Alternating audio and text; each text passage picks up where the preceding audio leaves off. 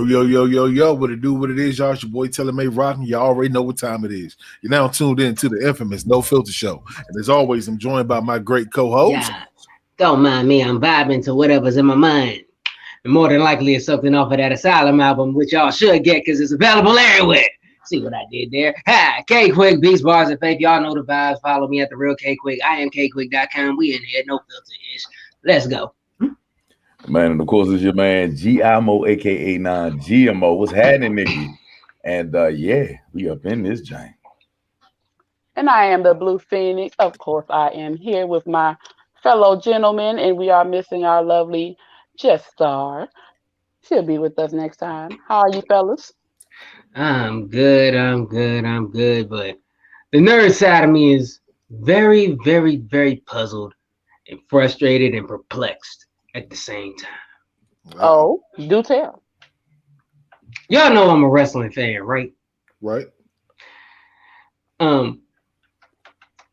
So yesterday we got word that WWE just went on a mass firing spree, and they fired some of the hottest folks that are on their roster right now, including but not limited to Aleister Black, Lana, and Braun freaking Strowman. All of them are fired. Why is that? I don't know, but they throwing away talent like it's like they going out of style. But I'm gonna tell you this: they can't afford to lose no talent because AEW is on their asses. I'm telling you. And if y'all ain't hit to AEW, watch it because that is some of the best wrestling you can get right now. Even beating out NXT, in my opinion, because they are shedding blood over there. Who's over there? They brought Sting out of retirement. Sting just had a match whooping ass the other night. That's crazy. Yeah. Who's over there? Matt Hardy's over there. Christian's over there. Chris Jericho is over there. It is lit over there in AEW. Like real talk. Now I'm gonna tell you this. This is how. Let me tell you how big a stars Braun Strowman and Aleister Black was over there. If they got up, if the next AEW show that comes on next week, if Braun Strowman and Aleister Black shows up next week, in my opinion, it will be the equivalent of when Kevin Nash and Scott Hall went over to WCW. Really? It's war. Yeah, it's over. It's friggin' over because literally Braun Strowman was like the next big show. And speaking of that, Big Show's over at AEW now. Mark Henry's over there now. What? When that happened? Last week. Mark Henry was showed up there last week, and Big Show was over there a couple weeks before. I don't know what WWE is doing, but they are shooting themselves in both feet with fully automatics. It's about to be the Monday Night Wars all over again. Fully auto. No, you sound like you upset. No, this is getting interesting. I'm not upset because this is the thing. I'm not a fan of just WWE. I am a wrestling fan. I watch it all. I love the content and matches that AEW is putting on. Fire. Some of the best matches I've seen. And for real, a lot of the wrestlers that were in WWE that weren't getting the attention that they really deserve have been getting over there and showing the hell out. Like, for real. Matter of fact, you remember Goldust, right? Yeah. He's over there because Cody Rhodes, his brother, owns AEW. He's been over there like... I didn't realize he was as good as a wrestler and as raw as a wrestler as he was until he went over to AEW because he has been wrestling his ass off and doing stuff that WWE would not allow, probably wouldn't even allow him to do because they wouldn't push him like that. That's crazy. Now, Yes. Speaking of won't allow and pushing, my week was going pretty good until like literally like right as the show started. Let me tell you why. What's up? I ordered some food before I got on air, right? And I was just bragging about how good my sandwich was. You know, had a pulled chicken sandwich from Panera Bread. Got some macaroni and cheese. You know what I'm saying? Try to be special. Get the bacon, not the bacon, the broccoli mac and cheese. I opened this motherfucker up, and guess what it got in there? And Mo, you gonna feel me on this one. Carrots, cooked carrots. Carrots. Yeah. Who in the entire land of Genius. never, in the entire land of never puts fucking carrots in a goddamn macaroni and cheese? The people that own Panera. The people who knew that Rock was ordering. No. Hey, look, hey, Rock. Now, Hold on. And why do you got quick corner at the bottom? It ain't time for that yet.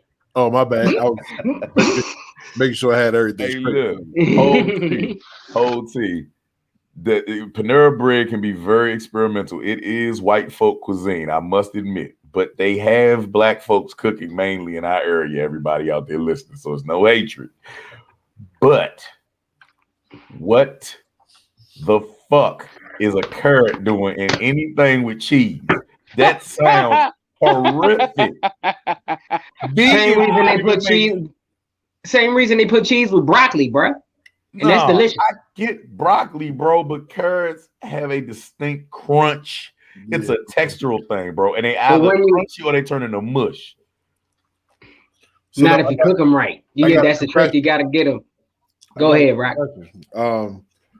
I ain't Don't gonna do that, baby. I ain't gonna be piggy tonight. I'm eating these cooked carrots. You hear me? But I ain't gonna hold you. Panera do got stuff that be hitting though, man, because they paninis is fire. I like them. Man. And I'm gonna tell you this. They got and I'm gonna tell you this. Shout out to my home. I forgot his name because it was way back in the day. He got me hip to this bagel that they make called the Cinnamon Crunch Bagel. I will slap somebody mom for that bagel. That bagel is delicious. And I'm pretty sure that same somebody's mom will come on this show and smack each and every one of us 3 times for it. Man, look, I hit back. And I'm pretty sure she'll scrap for it. Carrots are like putting bananas in every fucking thing, bro. I hate bananas and stuff. I eat bananas plain, just a plain banana. But if you put it in something, I won't drink it or eat. See, that's that bullshit. But you put a fucking raisin in the weirdest shit. First of all, mind your goddamn business. We done had this conversation. Shut the hell up. Who the fuck can mind their business when you the one that told us this shit? We saw it. It's my bowl. I don't put it in y'all's food. I put it in my bowl. What I put in my food and in my mouth is my business. But look, even a rabbit shitted in your grits. So you mean to tell me you don't like bananas, but you'll put raisins and ketchup and stuff? I don't put ketchup and stuff. What you talking about? You'll mix raisins with everything. You'll mix. I put raisins in my grits. That is all I put raisins in. Thank you, sir. You say you mix raisins with ranch dressing and all that type of I ain't told you no nonsense like that, quick. Hey, Mo, I got to do it. I got to bring up some shit. I'm sorry, Phoenix. You say you don't put ketchup on shit, but you sure do put it on both sides of the bread when you make a burger. You know what? The most ghetto shit. You know, I'm talking about that is not ghetto. I'm talking about ketchup on things that don't belong with ketchup. Fuck that. Because you sat around this motherfucker and you be healing people, and then you just ruin a nigga taste buds with a swamp full of motherfucking ketchup. I ain't never drowned in ketchup a day in my fucking life. First of all, don't you tell that lie. I only put a circle of ketchup on that bun. Okay. It was the slickest sandwich I've ever eaten in my life. Excuse me. Don't get me. I'm sorry if you used to dry shit. My apologies. I was just trying to help you. But I'm sorry. Wait a minute. So you said it was a circle of ketchup, right?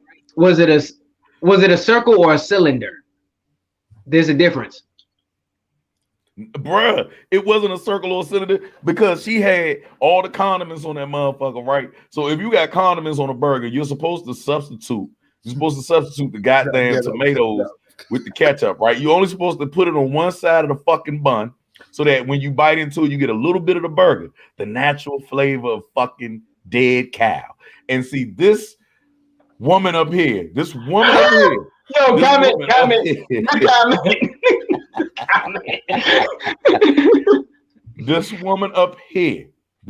up here, okay? Yeah, she ran. She ran. You know why she ran? Because this is going. Hey, look, when we finally get out here, it's going to be some goddamn abuse phone calls coming and talk about that I talk shit about a woman and shit. Because this had to have been the most ketchupiest.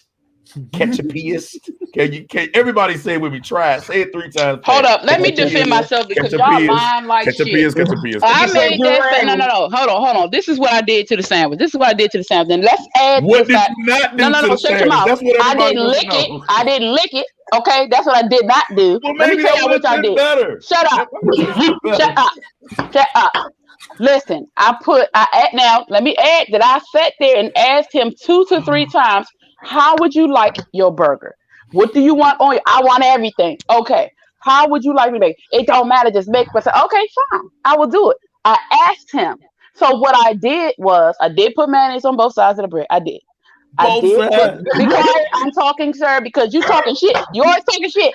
Hold on. So I think the last I put a ring of ketchup on one side and I put a ring of mustard on one side. Okay. I know that was crazy. Anyway, and then I put the lettuce on the top part of the bread, right? Okay. So that's what I did. But because I didn't leave one bun dry, he went off. And I get it. Okay. I apologize. And I told him that now that I know how you like your burger, now that I know how you like your burgers, I would make it like that from now on. So why is it such an issue that I am going to redeem myself because you told me how you liked it? Everybody else's burger was made like that. Nobody else complained but you. Comment, interjection, please. Firstly, of all things you should put on his burger, I think the last thing he would want is mayo. He wanted mayonnaise lightly spread on the sandwich, and that's what I did. Goddamn it! Let me tell y'all something. I'm not cooking for your ass no more. You keep on talking shit. This is the first time we had this conversation. I'm not feeding you no more. Nope. You can cook for us. I like your burgers. Okay, I like them. No, you don't. You ain't tasted shit. I didn't home make these. The last time I made the turkey burgers, that's what you had. I didn't home make these, but these were beef burgers. So I want everybody. I want everybody to wrap their minds. Everybody, close your eyes and just imagine it. He would just close his eyes. Close your eyes and imagine. Because he wants to take y'all on a trip, and he's full of shit. Everybody, close your eyes and just imagine. You're 60, 70 years old. And you have no teeth. Okay, you're trying to gum a burger. Okay, pause. And all of a sudden, the burger patty shoots out backwards from the bun as if it was a fucking discus. Because it is lubed up on both sides. You make me sick. You make me so sick. It was slippery. It was slippery. It was not. Oh, it might have been. Hold on. It was. In Mo's defense, that Joe did definitely jump out from in between. Question. I didn't make your sandwich, Rob. You don't have to do that. Thank you. But you want to know something? I like light mayonnaise on both sides of the bread. I don't like it drenched. I like it so that it's there. My question. What's up? Now, this just to determine the magnitude of the drenched and sogginess of the burger, was it drenched to the point where when you held it, it left your fingerprints in the bread? I know. Go ahead and lie. I know. I tell you what. If I can describe it, that poor burger probably knows what it feels like to be double teamed. Oh my God! You know what? That burger was in a Pornhub sandwich. It was DP'd by all that moisture. So nobody on this feed is gonna be eating burgers no more just because of that description. We're gonna eat burgers.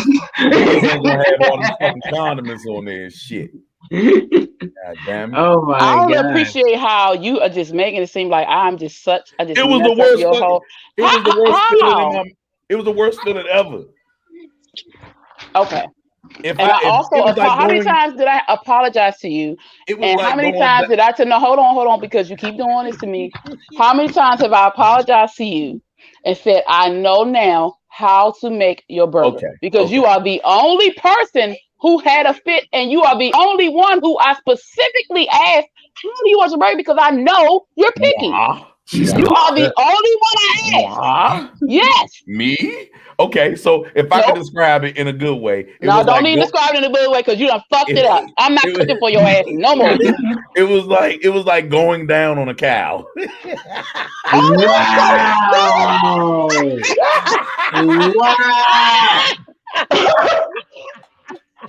Oh my God. You know what? And I hope you got plenty of milk from them udders, damn it. People drink them every day. Hey, it was like No, a you need to get Oreo. them straight from the udder. It was like an Oreo when you take it out of the motherfucking milk. Hey. Oh, 8 more. See, Nikki said she got 8 more Nikki, treatments and shit. All right, done. Nikki, Oh, That's my what's God. up. let's get it. Oh, that's fucked up. Oh, I like Oh, to see that's- it anyway. Oh, so now we got so now the women are So now I would like, never. Now I'm gonna tell y'all right now. I'm gonna tell y'all no. right now. I'm gonna tell y'all right now. No. One thing I don't do is play with people's food. I would Yeah. never. If I'm feeding somebody, no, I don't do that. Yeah, this You is, you want all the trust to be going? Do that shit. you don't play with people's food. What the fuck was that? What was that? What was that burger called? That was tampering. That was tampering. It wasn't Oh, even okay. tampering. I made. You know what? You know what? All You right. sabotage my tongue. I did not. I was like, where the fuck I had to- So I look, did not. You So need to speak- stop playing. And why do we keep on having damn Slick Willie at the top corner? Like, what is going on up there? who's that? Me? Yeah, you. Because that's my move right now. I'm smiling, but I don't want to show my teeth because I'm scared my dentures. You gonna know what? fall I'm tired of you. All right, well, I'm gonna tell you this. Enough with these guys. We got a lot of stuff to talk about tonight. Right. And somebody, please tell me what's first to the dang table. So let's talk about Kwame Brown attacking the industry. He has been in his bag lately. So recently, Mo, hold on, Mo, your eyes lit up. I see the tweet. I already know it's You know about what, to Mo? be Hey, Mo, I'm gonna let you lead this one. What's been going on? What happened? What happened, Mo? Go Man, on. so he has been going on everybody from the likes of Stephen A. Smith, Skip Bayless, goddamn, Becky with the good hair, aka Matt Bonds, also Stack Bailey. 5, Steven Jackson, and guess who he has reopened a very, very heavy and messed up case for because he wanted to get sideways and represent for the podcast which Steven Jackson and Matt Bonds have on his network, Charlemagne the God. Oh, they Wow. reopened the case? No, but it's on its way. The young lady's friend of Jessica, her name is Jessica. I don't have her actual last name at the moment, but she supposedly had filed a he got caught. Excuse me. It was a delinquency, contributing to the delinquency of a minor. Back when he was in South Cac. Okay. And yeah, bro, it's a big deal. So he might be getting Bill Cosby in a few more years. Ooh. Yeah. But shout outs to Kwame Brown, fellow Pisces, I must say. He has been shutting up everything. So nobody has been peeping how Stephen A. Smith lately has been wearing like excuse me, HBCU Pan-African leathers and shit in the middle of the summertime. Nah.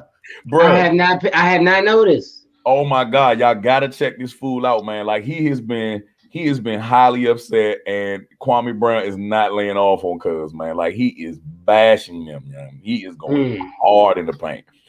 And so anyway, he calls Matt Bonds Becky with the good hair. One thing about the fight. They weren't about to fight, but Matt Bonds threatened to make him suck his junk. You know what I'm saying? Suck his dick and everything. And that's when Kwame got active. He was like, "You don't invite me to your penis, sir." He uses "sir" like I do. I appreciate that, man. He is uncovering and putting a lot of fires out. He called Skip Bayless a fucking vampire. Oh shit. Yeah, he going in, bro. He's Now going in. what I thought was kind of funny that Charlemagne the God, he pretty much says what he says and he leaves it at that. I thought it was kind of shocking to me that Charlemagne actually came back and apologized on air. How y'all feel about that? That was weird because he never apologizes or backtracks on anything he says. So Well, At least I've never seen him do it.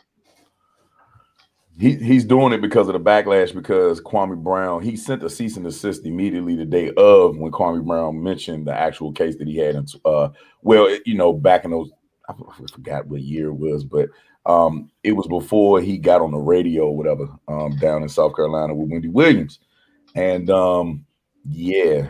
it's he apologized because he opened up a can of worms trying to calm the fire, but nah, Kwame Brown laying in his ass every day about this shit, about the case.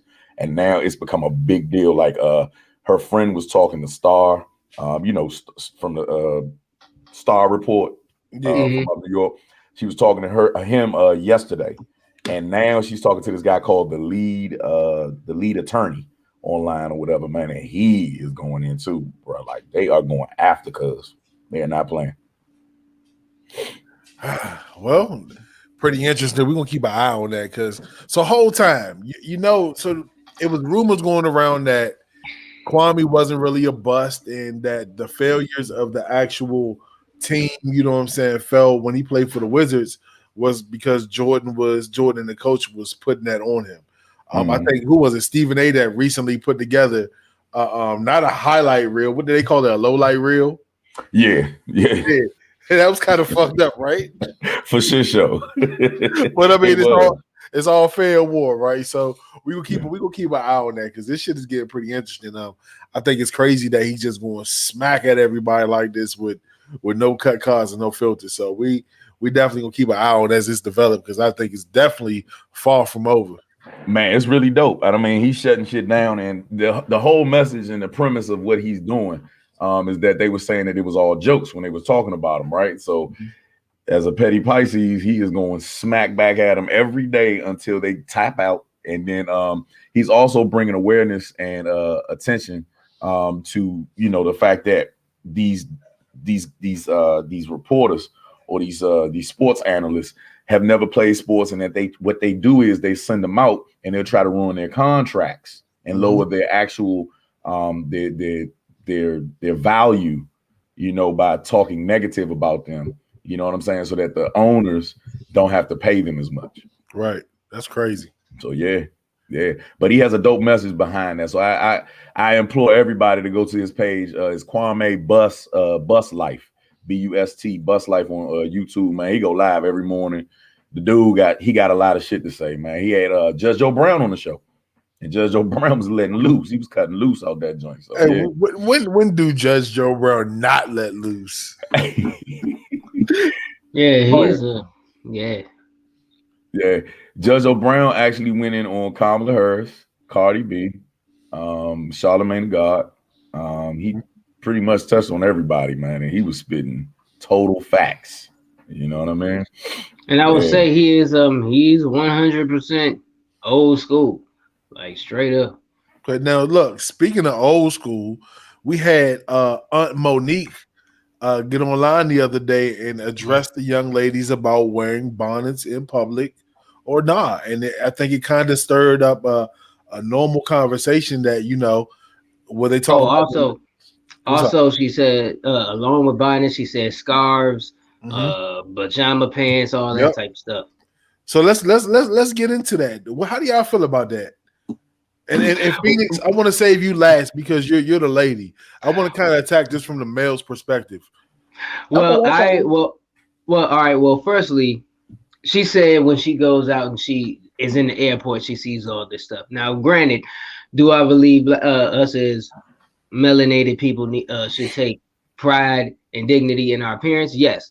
But if I'm speaking for myself, even I too myself, I go into the airport wearing like just a t-shirt and sweatpants, because if you go in there like dressed to kill, you got to take half of that stuff off just to get through customs. So people wear the bare minimum just so they can board the plane faster, to be truthfully honest. So if she's going strictly based off of her experience at an airport, that's really not a good thing to go off of, because people literally most of the time just wear what they wear just so they can get on the plane and get to where they need to go at a quicker pace. That's just my personal opinion. Yeah. Is that the alleged picture that I saw of the ladies in the airport? They was bonnet down. It was bonnets everywhere. Not sure if that picture was tied to what she was saying. Okay. Well, in my opinion, man, who gives a fuck. I really don't want to give a fuck. I mean, you know what I'm saying? But us as black folk, I'm trying to understand where she's coming from because you know everybody wants to be comfortable. You dig what I'm saying? Like I'm known for doing it my damn self. Man. Ain't nothing like a pair of pajama pants just to run to the Walmart and get the hell up out of there. I've seen worse in Walmart. Yeah. Straight up. There's a whole website dedicated to people in Walmart. Yeah. I mean, it's hilarious. If the ladies want to wear their bonnets and you know what I'm saying, all that stuff, man, go ahead. I mean, they could be in a short skirt twerking down the aisleway, which I have never caught yet, but hey, I'm waiting. I mean, I feel like this, man. Like it just kind of blows me that people just can't be comfortable. Period. You know what I'm saying? It's always I got to make sure I look halfway decent because somebody's gonna talk about me or somebody's gonna snap a picture. You feel me? And make a meme. Likewise. You feel me? It's just fucking sad that you feel me. A woman can't go out in pajama pants and in a fucking bonnet. I mean, what's the difference between a man going out in some slides, some shorts, a wife beater, and a do-rag? You do what I'm saying? Like, what's the difference? You know what I'm saying? As long as you're not looking messy, you're put together and you're comfortable. I mean, what the fuck? And once again, being that based off of what she was saying, because I watched the video a couple times and I watched a few responses and of the video because I watched a shout out to Comedy Hype on YouTube because they had Pierre and they had Capone, like a bunch of comedians like just respond to it. It's a comedian based channel, but either ways they responded to it. If she's solely going off based of like I go to the airport and I see women so on at the airport, people dress like that. Because if I go to the airport like this, right? If I go to the airport with like my cab, like belt buckle, sneakers, jewelry, all this stuff, in order to get through to customs, all this stuff got to come off. You got to take your sneakers off. You got to do all this. And it's a hassle putting it all back on and all that stuff. People dress like that so they can just move right on through. It's less to work with. Yeah. You feel me? So that is a terrible thing to go off of. And I figured she would know that, being that a comedian of her stature had to travel all around the world.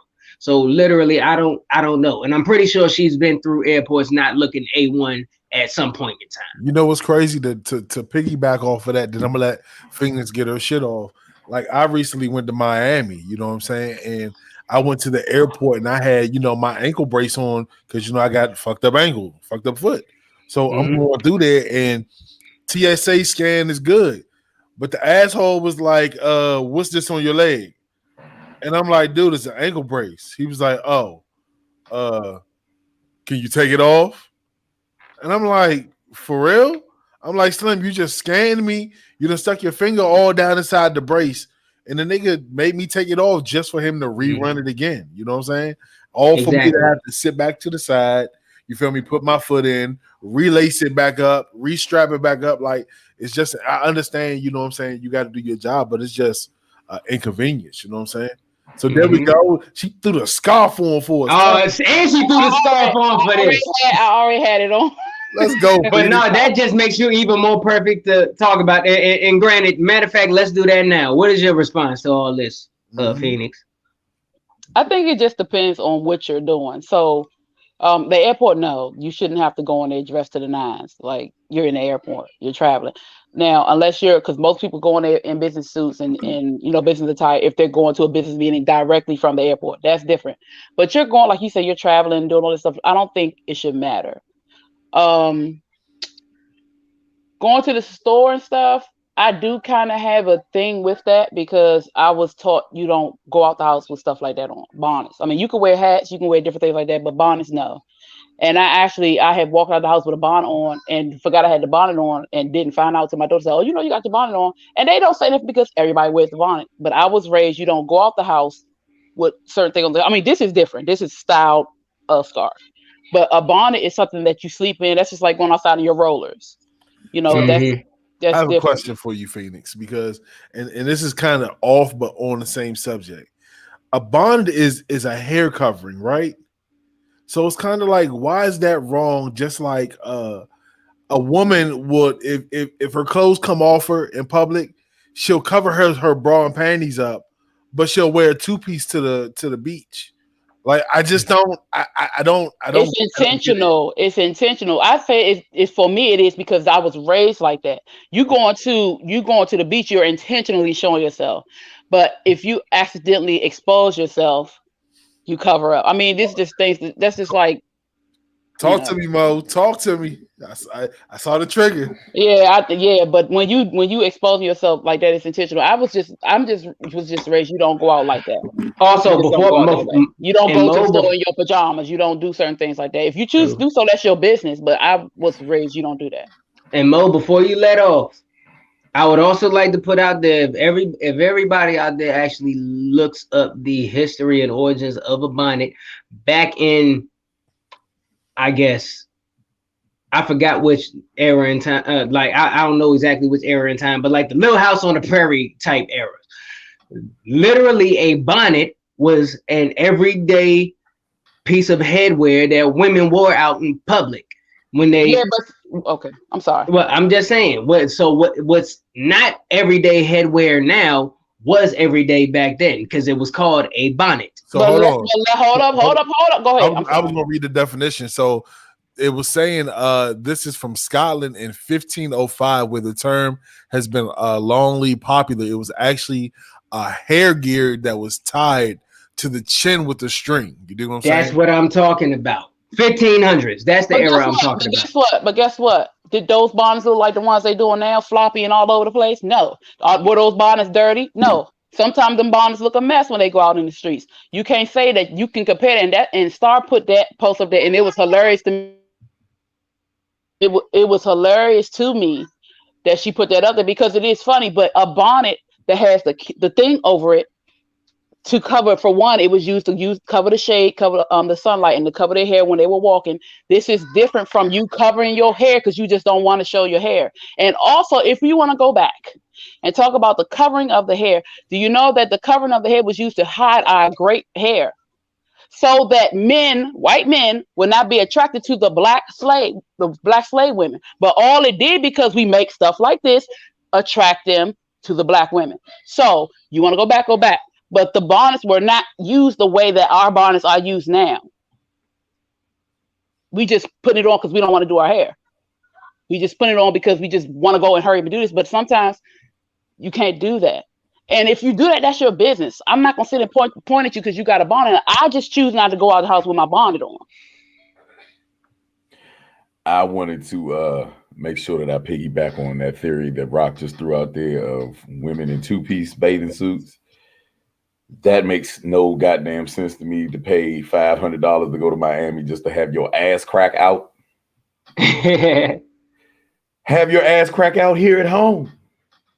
Be in DC and walk around freely. Do what you must. But I have no clue why the fuck women pay for vacations to have their ass and their titties out. What is it about that? Everybody because they want to do it around a different demographic of people who has never seen them before. No, there is no. Miami is little DC. Miami is little DC. You know, everywhere that's hot, we go.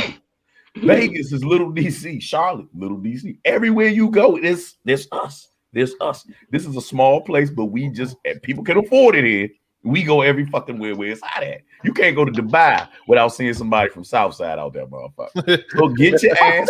So you think if I go to Dubai right now, I'm going to see a pair of Nike boots? Like some New Balance. You will see that, and you will see the girl that you couldn't get here being shitted on by some Arab emirate over that joint, because that's what they get paid to do over there, to be violated and abused over that joint. Yes, you will get all of the above. But bonnets, I don't get. I see no problem with it because I just don't care. You know what I'm saying? I mean, and so the double standard to that is, like, why are they not saying about niggas with do-rags? You know, because a do-rag is not necessarily how can I put it? It doesn't stand out as much as a bonnet does. Now, you got to remember, you may not have seen it, because you live way to hell where I don't know. People have a little bit of more culture up there. Hold on. And also, I use do-rags. I use do-rags for fashion myself. Y'all see me do-ragged up, matching outfits. Mo. Do not do that to me. You forgot where I was born and raised at. Just because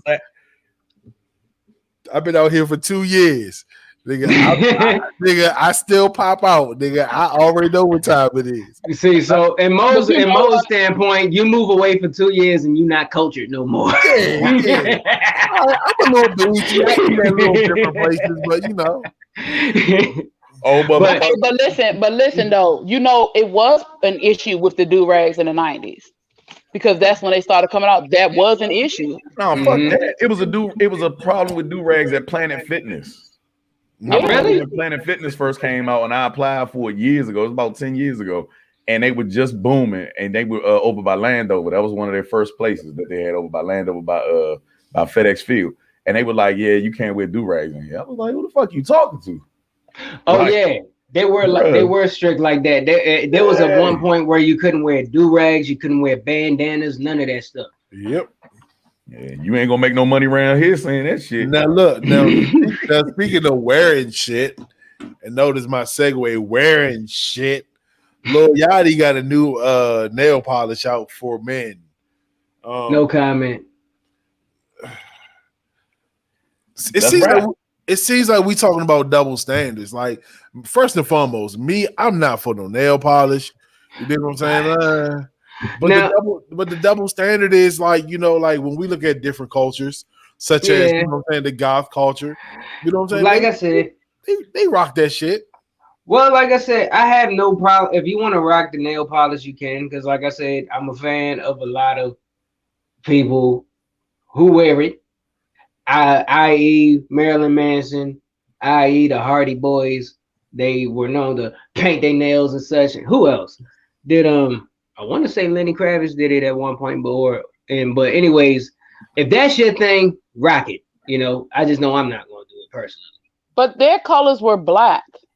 They didn't go around with stripes and designs on their fingers. Is that what he's doing, Yachty? Is he having like rainbow colors and stuff? Yeah, it's not rainbow color, but it was blue. It's like a design, like you go get a daggone manicure and get a design. If you're going to get a manicure, get clear, that's different. Clear polish is used for hardening nails and all that other stuff. He has color fingernail polish, and he had like a little wiggly squig on the middle of his finger. No. Yeah, that's different. But hey, do you if that's your thing. Yeah, if that's your thing, fine. That's your business. And I'm gonna say that with everything. If that's your business, but no, you can't compare that to the golf world. No. Well, yeah, that's well. I didn't know he was doing like poppy, extravagant colors, but either way, I don't judge. Like I said, do you if that's your thing? If you want to wear that, wear it.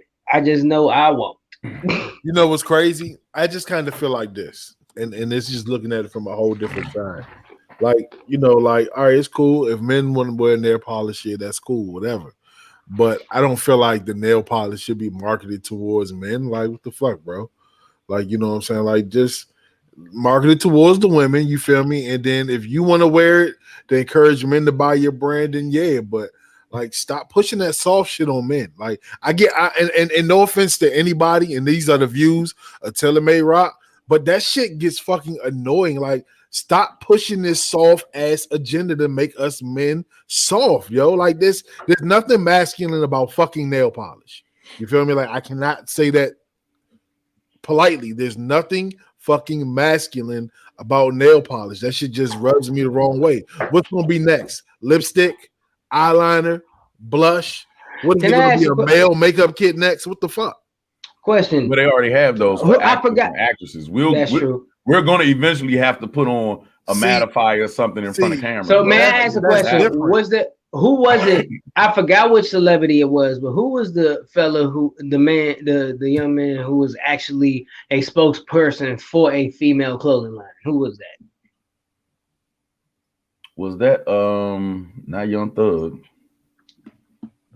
Was he a rapper? I mean, like, I need like. Was it? It's at the tip of my tongue. What's the name? You might have to fact check this because I don't want to. You're I don't not want to get talking about what's that clothing line everybody started wearing, all the celebrities started wearing? No, was it what's his name? Jaden Smith? Yeah, Jaden Smith. Yeah. Yeah, I mean, I didn't know what that was about. I mean, like, I don't know if that's still going on, but I remember he got a lot of flack when that came out. You know, I think it gets to, and you know what, Rock, I really feel what you're saying with that. You know what I'm saying? Heterosexual males right now are going through a hell of a nightmare right now because we are considered to be toxic with those same viewpoints that you have. You dig what I'm saying? Now, as far as the nail polish is concerned, throughout history, especially from the 80s and the 70s, okay, it was nothing, you know what I'm saying, for the male artists. And, you know, if they were in rock, Prince, you know what I'm saying, all these guys that were, as we like to call in the hood, bitch getters, you dig what I'm saying, to be very androgynous, as we like to say. You know what I'm saying? Take it back further. There was Little Richard. There you go. But, you know, Little Richard, actually, he wasn't trying to push an agenda, which I think that's Rock is trying to say. Prince wasn't trying to push an agenda, as, you know what I'm saying, as Rock is trying to say. A lot of those people had their own image in trying to be different. And Prince never sat out there and was like, yeah, you know, everybody should wear high heels and a fucking lingerie set. Right. That was just what he did. That was him. It made him stand out. You know what I'm saying? It made him be the freak of the week. You know what I'm saying? So, but we do have to look at even some of the hairstyles in the 70s. You know, Rick James had a weird hairstyle. Stevie Wonder had a weird, you know, a lot of them were, how can I put it, feminine if you look back on it. But it never hindered them from being more attractive to women. You know what I'm saying? So it's one of those things where right now we're fighting for ourselves right now to have a voice out here and not be viewed as assholes. But as far as like nail polish, man. And don't forget in that list, you gotta add I forgot his name, but the dude from Charlemagne, people actually thought he was a girl. Yeah, they wore mascara. You know, they did things like that. Mickey Ski. Yeah, him. Mickey Free. Mickey Free. Yeah, like Mickey Mouse. Yeah. Mickey Free. Mickey Free. Yeah. So I remember him from Dave Chappelle. Yeah. But no, I actually after that, and I seen an interview with him where he actually said, like, yeah, like I people thought I was a girl at first, and I literally had to look up how he looked back in the day, and I'm like, dang, he really did look like a girl. Like I see how they could, it was weird. Just like Zena pointed out too, A-Rod just came out with a male makeup line. And this is a manly dude. Like he has fucking Jennifer Lopez. But his is more to the point where it's for, you know, lights, camera, action, I would guess. You know what I'm saying? Like a lot of men, you know, I mean, my skin, I don't see me wearing no goddamn makeup. For certain situations where I know a guy that's a rap artist that has tattoos on his face, but he actually has a good 9 to 5. So what he has to do is he actually has to put makeup on to cover his face. That's different. That's different. You feel me? But it just bothers me for a grown man to walk out here with his face quote unquote beat. You dig what I'm saying? Like it's just it bothers me, and I hope I'm not offending anybody because I'm just speaking what honestly bothers me. But because I'm used to seeing a woman's face done up like that. You feel me? Like there's nothing cool to me personally about seeing highlights and You know, the weird thing about the history of makeup is that a lot of women are copycatting the actual transgender community. That's the weirdest thing about it. Men are actually the ones that started this movement to where that beat your face shit started. You know what I'm saying? It's totally, the many layers and contorting, yeah.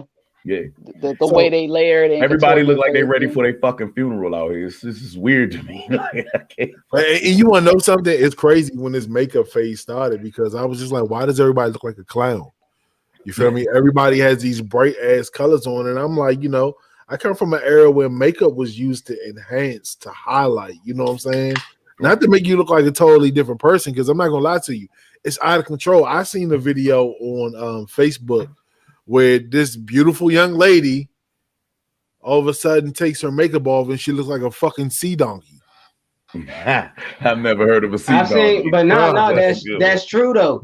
But because I've seen this woman, she took her makeup off, and I think she was I don't know where from, but she was Asian. But she took her makeup off, and she also had tape like underneath here pulling her skin back. So yeah, they do that. They pull the eyes, they pull the neck. Yeah, so she undid that, and her face looked completely different. I'm like, that is not the same person who was in the start of this video.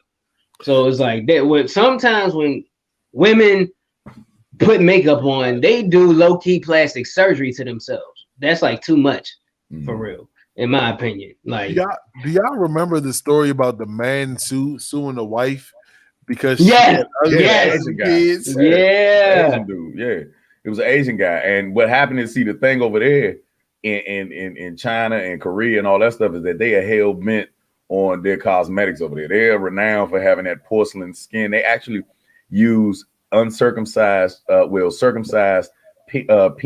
foreskins to actually enhance their skin. We just went over this with Reza Islam and all. I did not know that. Bro, they are heavy on their skincare. That's why they always walk around with umbrellas and they're very pale. They're like vampires. You know what I'm saying? Well, that's and yeah, that is a cultural thing because I do know in Japanese culture where they literally would paint, like they put the white makeup on and like the red to it. Yeah, that to it. Yeah, that them. And so yeah, it's definitely culture. Like makeup for the women, that makeup is a very big part of their culture. So yeah, I get it. Man, this shit crazy. Yeah, like okay, so over there, the story that he was talking about, that Rock mentioned, was that the fact that they're heavy on the reconstructive surgery, opening their eyes wider. You know what I'm saying, making them more rounded instead of all. Wow. Yeah. So what's been going on? And they get their teeth fixed. So over there, it was a guy that was rich and he murdered and had a baby, and the baby came out totally different than what he thought.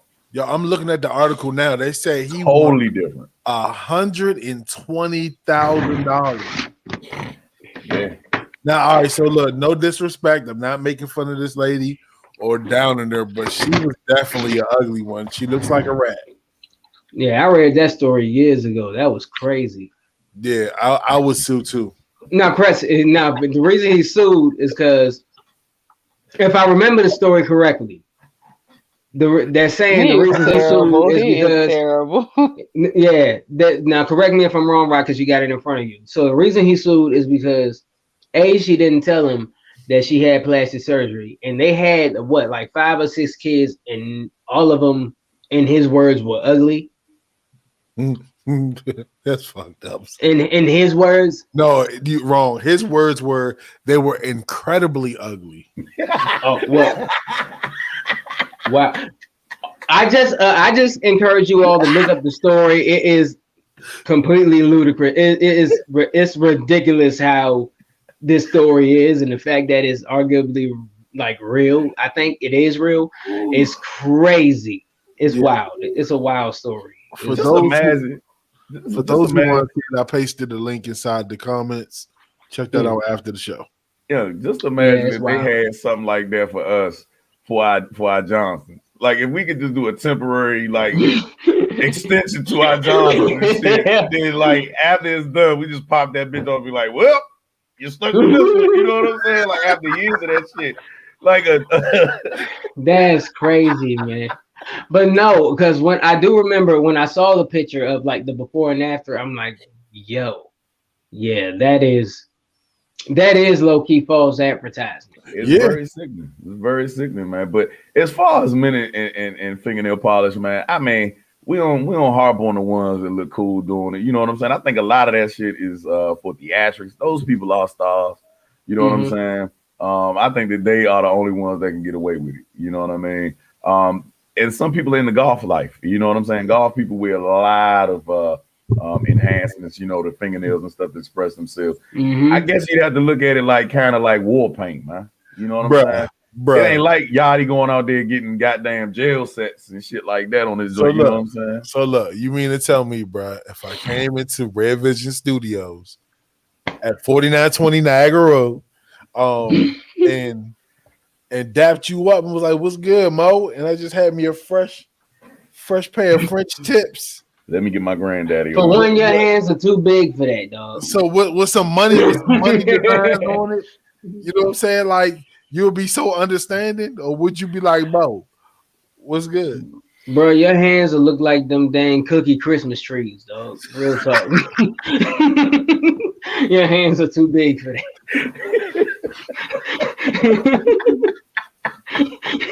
I would have a whole problem with that. Like, It's not your style, bro. Like, I get it. You know what I'm saying? I get it. I would look at you and be like, what does Kiki think about this shit? Like, are y'all divorced? Like, what the fuck? You want to know something?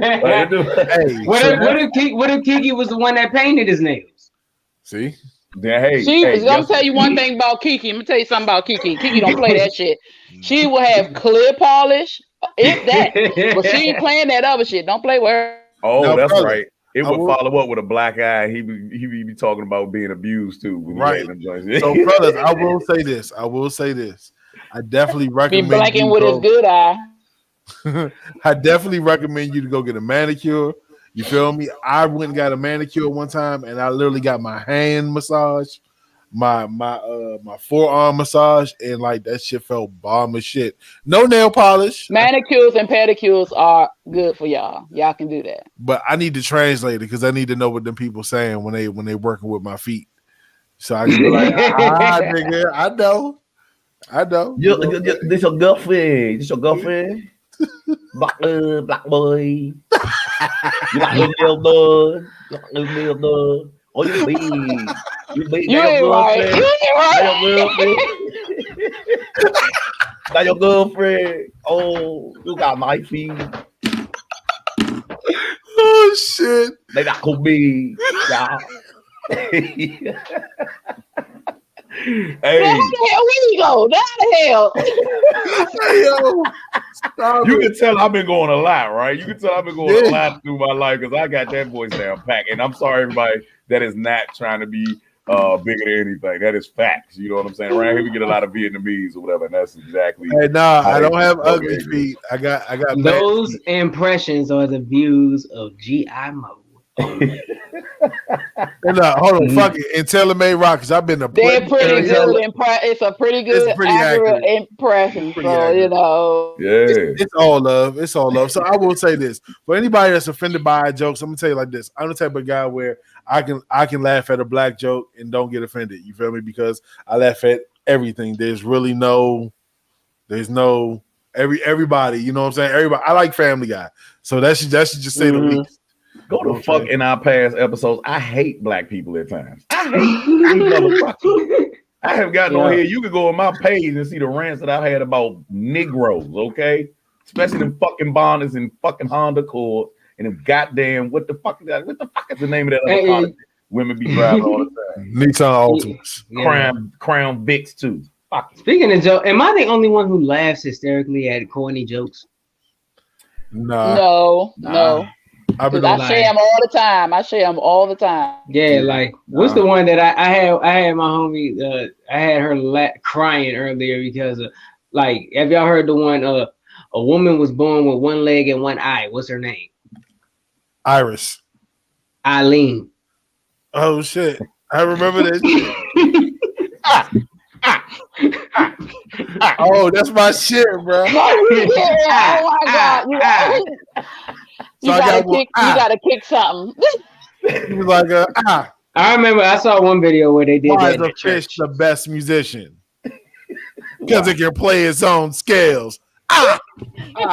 Oh my god, Joe. Oh my god. Yeah, Dad jokes, yeah. That reminds me of my father, man. R.I.P. man. That dude. And that's why it's so funny, because you can hear your father saying it's so funny. I get that shit from him, man, because I laugh at my own jokes in a heartbeat. I be up there cracking up, everybody gotta laugh. Then you be seeing me fucking busting the gut over that motherfucker. Everybody be like, yeah, this shit ain't that funny, but you look funny looking, motherfucker. Like, right.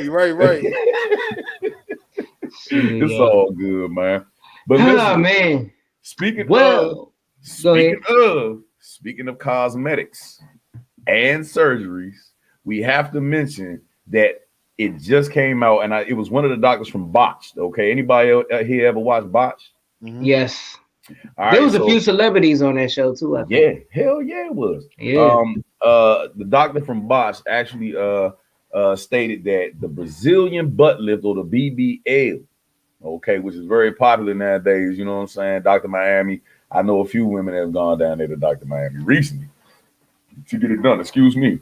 But it is one of the most dangerous procedures that a woman can do as far as plastic surgery is concerned. Anybody? Details, please. That's crazy. So I actually go ahead, my bad, bro. Nah, go ahead, bro. I'm done. So I was curious on what makes it dangerous. All right, Like so that. so what makes it dangerous is when you remove fat out of the stomach and put it into the buttocks, there's veins that lead into your main artery. So what happens is when they put it back in there, that fat can get inside the veins and travel up towards the lungs and the heart. You're just in big trouble.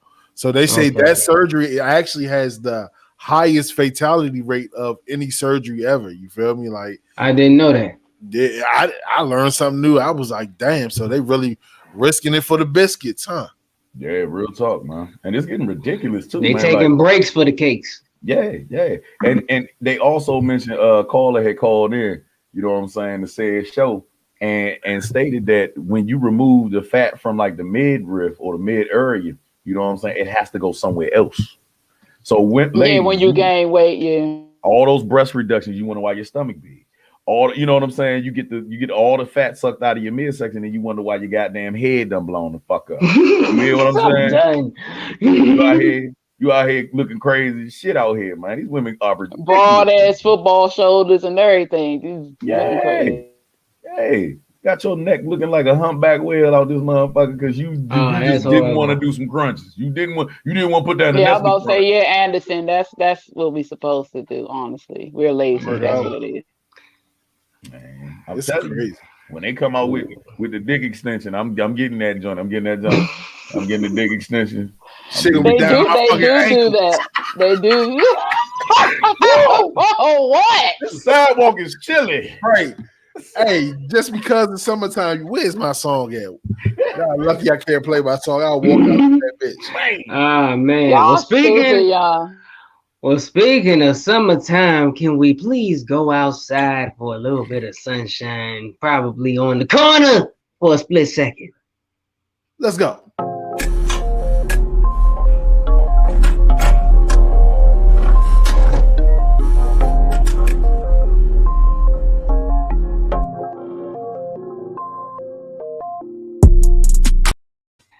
Welcome to another edition of Quick's Corner. So on it in. This week here, I have to share with you all an experience. Now, for those of y'all who follow me on social media and all that, you guys know that this past weekend, I took to North Carolina for the filming of. Shout out to Howie Doolittle and shout out to Shortay Headbanger Visuals, who was on the camera and whatnot. We filmed a great big portion of the upcoming film Water, of which I co-star in.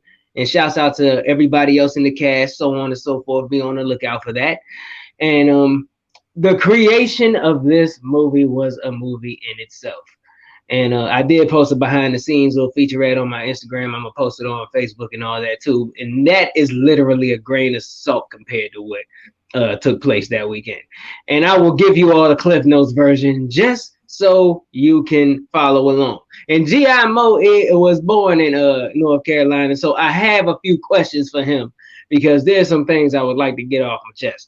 But anyhow, when I took to this here road trip down to the Carolina so we can do this film, a cast member rode down with me, and that cast member was the daughter, the oldest child of our very own Just Star. Shout out to Daisha. And I'm gonna tell you this, Daisha is my dang homie for life now. You know, because you want to know how we kind of clicked like instantly. We got like a lot of comment. You want to know how the ice broke? When we both got into the whip and the music was playing, T-Pain's song "Buy You a Drink" came on, and when the beat dropped, we both did a snap at the same time, and we was like, "Ah, yeah, boom, ice broke. We cool." So, anyways, long story, and we roomed together in like the same telly and all that good stuff too. So, anyways, long story short, we drive down, we get into North Carolina. It's about 12:30, 1 o'clock in the afternoon. We in North Carolina now. I'm trying to figure out, I'm looking at all the cars as we're driving and whatnot, and granted, it's daytime, broad daylight. I have a question. Why do people in North Carolina drive around in broad daylights with their headlights on? For one, I'm looking down the road and every car that's passing us has headlights on at 1 p.m. in the afternoon. Does the whole car light up at nighttime? Can y'all not see? Like what? For one, why is that? Like for one, GMO, do you have an answer for that? Why in North Carolina does everybody have headlights on in broad daylight? I would like to know. Okay. And then I'll get back to the rest of the story. But answer that question for me. Now, mind you, you were in Concord, right? I was in Huntersville. Huntersville. Okay, you was in Huntersville. That's near Charlotte. Okay, that's near Charlotte. And you said everybody had their light. Now you everybody with a North Carolina tag had headlights on in the broad daylight. A little closer because I gotta analyze your face.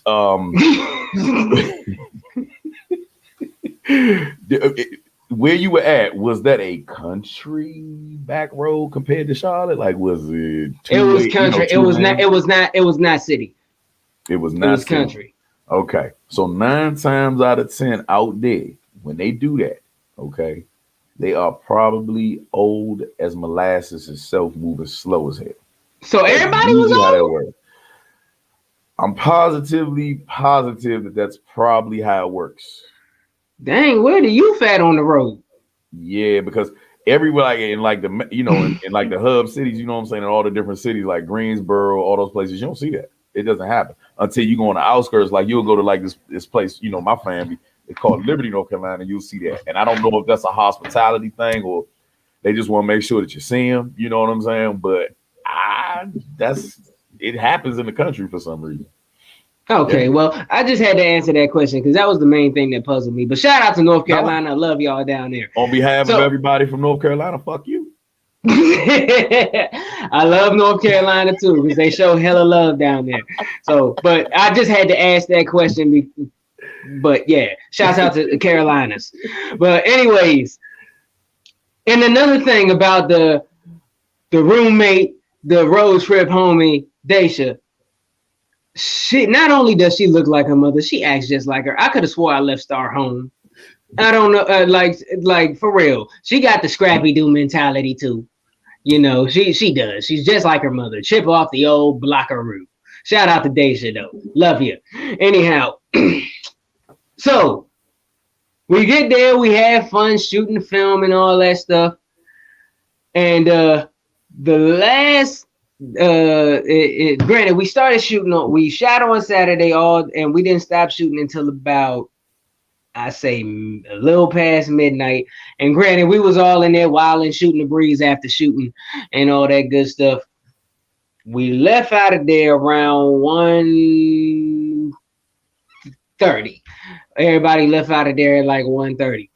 Now, granted, we got there Friday, by the way. But anyways, Saturday night, we left out of there at 1:30. And granted, like I said, after we shot, it was low-key a party in there on the set. So anyways, that's when the night/morning took an odd turn. Oh, well, where did y'all turn to? I'm going to tell you. So, we on the way back to the telly, I end up having to pull over so somebody can throw up because one or two shots too many got poured. So pulled over on the side of the road. We had to handle that. We get home, or we get not home, but I was about to say get home. We get to the hotel. You know, we get to the hotel. We all like, granted, she everybody's kind of cranky at this point, you know. But anyways, we get to the hotel. We go to sleep. I didn't wake up. I get woken up at about 5 a.m. about a couple hours later. Why? Because the dang hotel room flooded. I step out the bed and it felt like I was in an indoor pool, like a swamp, like, because the whole carpet was what? I'm like, what the hell? Like, from the bathroom all the way to the front door, flooded. Our neighbor's room, flooded. We don't know what's going on. So anyway, and granted, luckily I had a waterproof suitcase. Now, granted, my sneakers were very wet. So, like, little minor things, nothing was damaged, thank God. But and granted, Daisha, she was kind of panicking because she was hoping that her computer didn't get damaged, you know. So while she was checking that, I ran to the front desk, and this dang woman here. And by the way, Quality in Huntersville, North Carolina, don't stay there. I'm just saying. Anyways, we tell her what's going on. Hold on. Y'all stayed at the Quality Inn, and you thought you was gonna be good? I didn't. Well, bruh, I only stayed there because it was the closest to the set, and it was recommended. Now, but let me finish, and I'll let you get your opinion on. So, yeah, I should have known. But anyways, we go there. The dang woman at the help desk didn't help shit. You know, she's saying, "Handyman, I texted handyman. He couldn't help. He ain't text me back yet." What? Woman, it's a dang serious matter. The damn ish is flooded, and so on and so forth. I walk out there and I meet the neighbor and whatnot, and that's how I found out his room is flooded. He's like, "Yeah, I'm moving my stuff in the car. Like, all our rooms, it's not flooded as bad as ours, but it's flooded." But shoot, and all this stuff. So long story short, we're waiting to get word back from what's her name, and I ended up dozing off in the chair, and she Daisha is out front sitting on the sidewalk, and I'm like, shit, it's cold out, and it's cold as hell outside. So I went, grabbed my no filter hoodie. Make sure y'all get that. Went and grabbed my no filter hoodie and told her, "Hey, put this on. It's cold out here." I just for real, I gave it to her. I let her have it. But anyways, gave her that while I'm trying to figure all this out. She get back in the room. I'm back in the room. We end up dozing off because it's not even sun up right now. So anyways, I doze off. I wake up. It's 8 o'clock.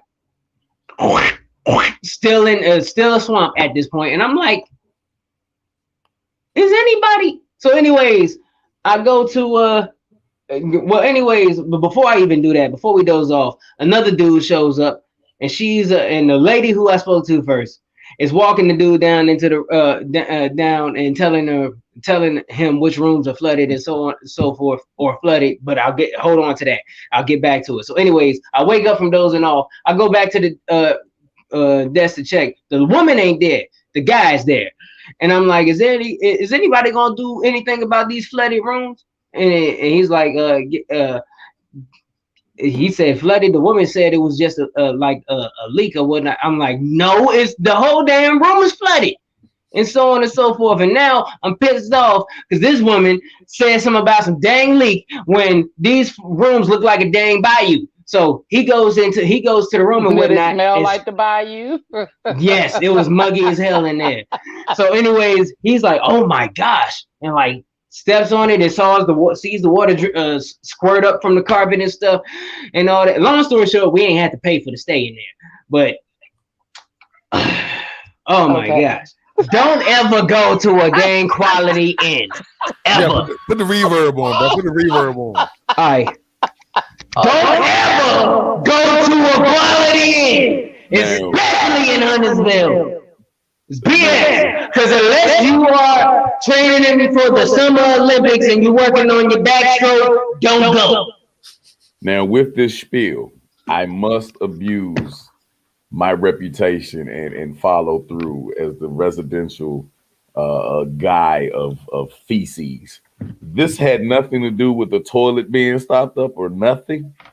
No. I thought that this ending was going to be so. Yeah, I took a dump. No. The only thing that happened that night that involved water is that we used the bathroom to take showers, and that did not flood when we did that. We literally Deja got up in the middle of the night, tore that toilet up, and it got stopped up. That's what and happened. she did. All right, That's how she was able to wake your ass up at 5 o'clock and tell you. Apparently, it must have been before it flooded because she didn't get too far when she hit that floor and that water shot up. She was like, "Hey, quick, wake up! I'm like, what? The whole room is flooded, and I'm like, what? So I turn around, and get out the bed. Like, damn, the room is flooded. Slim, y'all had a slip and slide. They ain't have no fun. None. Let me ask you this: at all. And we were on the ground floor, so all the water is going down. So was this a 3-story hotel room? I mean, hotel. It was. Okay. Because sometimes they make them where it's rancher style, where everything is on one level. You know what I'm saying? No, it was stories going up. I say it was about 3 stories, and we were on the bottom level. Okay. So you basically got somebody else's mystery liquid all over the floor. Don't. Ew. All in your toes, bro. Was it sweet to the smell, or did it have a little? Right. As a violation, as I'm throwing a violation to the Quicks Corner, can you please put him in the back so I can finish this story? Damn, that's tough. So, anyways, we didn't get paid. We didn't have to pay for that. I didn't have to pay for that stay. Who is that? D-Lo. Yeah, so I didn't have to pay for the stay there, and nobody's important stuff got damaged. Wasn't damaged. You paid for it with. I paid for it, but I didn't have to pay liquid funds. That is the don't even say. All right, liquid, but yeah, I knew that shit was. Was your socks anyway? Wet? Huh? Was your socks wet? I threw them joints right in the trash.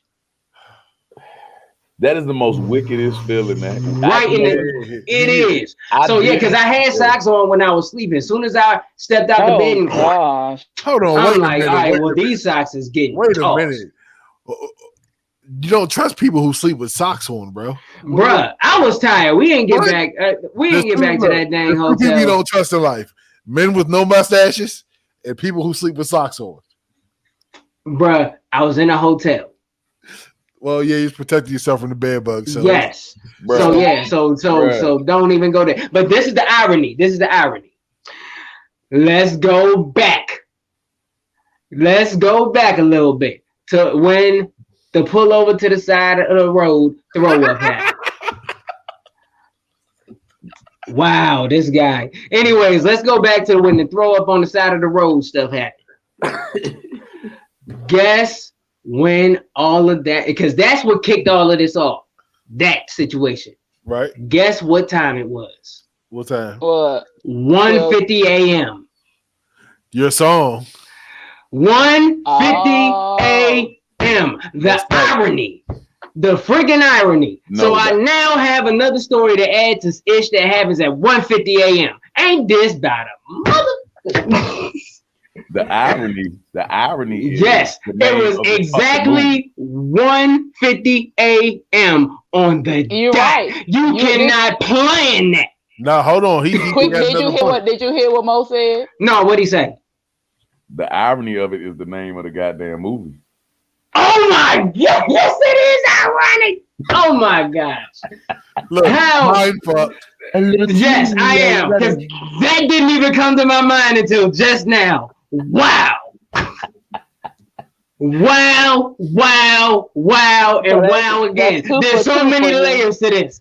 I can't wait for the remix. There you go. Look. He gonna start writing tonight. Oh yeah, I gotta. Trust me, I already let Deja know. Like, you're gonna be in the remix, right?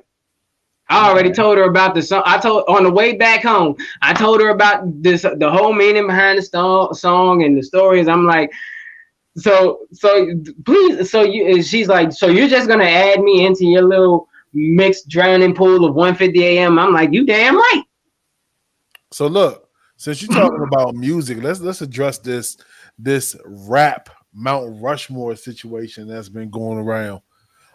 Quick, go ahead, give me that while I pull up the actual list real quick. I forgot who made this particular Mount Rushmore. I think who's on it. I want to say Drake. I know Kendrick is on it. It was Rap Drake Caviar. is on. You say what? Rap Caviar. Rap Caviar. I think Drake, J. Cole, and Kendrick is on it. And there's a spot open, and they were asking who takes that spot. Correct me if I'm wrong.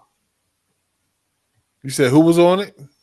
Was Kendrick and Drake on it? Yeah, it was Kendrick, Drake, Nicki Minaj, and Nicki Minaj. J. Cole, I think a while back. All right, so but who's on it now? Because I think one spot is open. Hold on, I'm looking it up. Because that's what sparked the debate. I thought it was 4 people on it already. I didn't think it was a spot that was open. I thought, well, so I guess it was one spot open. Because that's what sparked the debate. That's what sparked the debate. Like who should go there? The crazy thing about it is I don't even see Future on there, and maybe they fucked up, but J. Cole looked like Bob Marley and shit. Like, have y'all looked at the pictures? Well, he has like those heavy natural form dreads now. So yeah. No, it don't look like him though. I'll tell you that. He look like DJ Khaled. Like if he he look like Bin Laden if he grew locks. Like we gotta question J. Cole. Wow. He went to Africa, did he? Okay, all right, motherfucker. Goodness gracious. But let me ask you this. So Wayne wasn't on that list. How do y'all feel about that? Well, I'm assuming that they're going for the generation after Wayne. I don't think because granted, nah, hold on. If you're gonna say the Mount Rushmore, that's permanent. You feel me? Well, like I said, if that's the case, why Rakim ain't on it? True. Why Big Daddy Kane ain't on it? I think they're doing generational. It's generational. Because all right. So speaking of that, shout out to DC Joe Black. Somebody actually posted a list of the generation of by era. So they said through 86 through 1990 is LL Cool J, KRS-One, Rakim, and Big Daddy Kane. That's accurate. That's accurate. Yeah, I think that's accurate. All right, they say and some people can make an argue for Cool G Rap in one of those spots, but I think that's pretty accurate though. All right, so in 90 through 94, they said Ice Cube, Snoop Dogg, Chuck D, and Scarface. Debatable. Because there's a whole lot of folks in the 90s that you could switch out in there. Okay, so here's where it starts to get good. 94 through 98, they say Tupac, Jay-Z, Nas, and Biggie. Accurate and still debatable. Okay. At the same time. All right. There was like in that era, there was in the 90s, that's just the era where there were just a lot of dope spitters. You feel me? So here's where I start to laugh. They said 98 through 02 was Eminem, DMX, Nelly, and Ja Rule. So what are they the names really again? put them on there? Damn it. What are the names? What are the names again? Eminem, DMX, Ja Rule, and Nelly. I only take 2 of them names, Eminem and DMX. If we talking rap, I would put Ludacris there before Nelly. Personally, and fucking Ja Rule. I can't escape these motherfuckers. Wait a minute. So you said it's through from 98 to what? 98 to 02. 02. So all right. So 02. Well, if we're in that fucking era. 50 Cent. No, because 50 Cent didn't pop till 2003 though. Hold on. So from 02 to 06, they said Kanye West, 50 Cent, Lil Wayne, and The Game. Yeah, that's actually good. The Game was killing good. Yeah, that one's actually good. Okay, Game was killing it. So they said from 2006 to 2010, it was T.I., Jeezy, Ludacris, and Rick Ross. God damn it! Ludacris, I would say that's good, but I would put Ludacris a little before then. I would put because to me, Luda, there was a time between in the earlier 2000s where he was just dropping bombs. You know what? Bombs.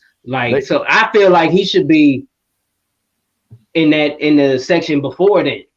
They always Because- tend to. I'm my bag, bro. Go ahead. My fault. I mean, no, because you gotta, he dropped Word of Mouth, Chicken and Beer, Red Light District, Theater of the Mind, all that back to back, nothing but bombs. And that was like between the 2001 and 2000 and Release Therapy, which he won a Grammy off of, and that was up to 2007. But see, the only thing about that in that era, the talent was a little bit too heavier, and he got overshadowed. That's the only. I don't think so, bruh. I think he was up there with the ones at the top, for real. I don't think he got overshadowed. He was the ones that people had to bang against. It was All right, so- fucking Nelly and Ja Rule, man. So hold on, Always look. overshadow people for some fucking reason. Look, at least it wasn't John Legend. Let me finish these lists, and we're gonna get to it. You know what I'm saying? Because he was on the list, but I just left him off because I didn't want to see you get upset. But he was definitely in my Mount Rushmore for R&B singers. You know what I'm saying? No, don't tell your screen. Oh, there you go. I think he wanted me put in the back. So But I ain't gonna front. Nelly did have he had his time where he was running like the countdowns and all that stuff. And for real, if we're being realistic and honest, Ja Rule did too. You know, so Yeah, that's a definite. All right, so look. So from 2010 to 2014, they said Drake, Kendrick, Nicki Minaj, and J. Cole. Fair? Fair. say the names again.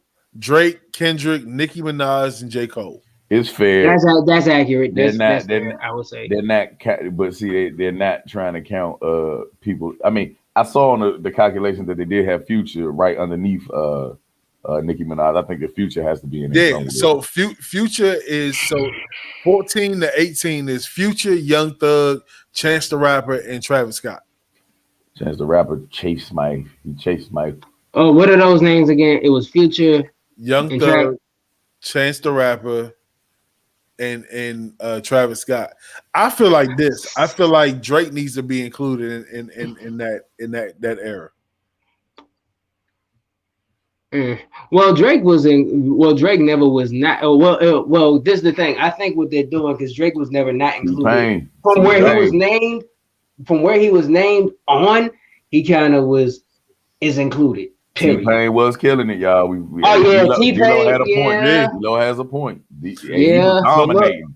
But at the same time, we're talking rappers primarily. T-Pain can bust. He could rap too, but he wasn't primarily known for that. He was known for bringing that Roger Troutman auto-tune back. So here's where it gets a little shady, and this is the last one. So from 2018 to the present, they say Cardi B, Lil Baby, DaBaby, and Roddy Ricch. Roddy Ricch had one fucking album. I don't know. It's too soon. It's too soon for some of them, for real. You know.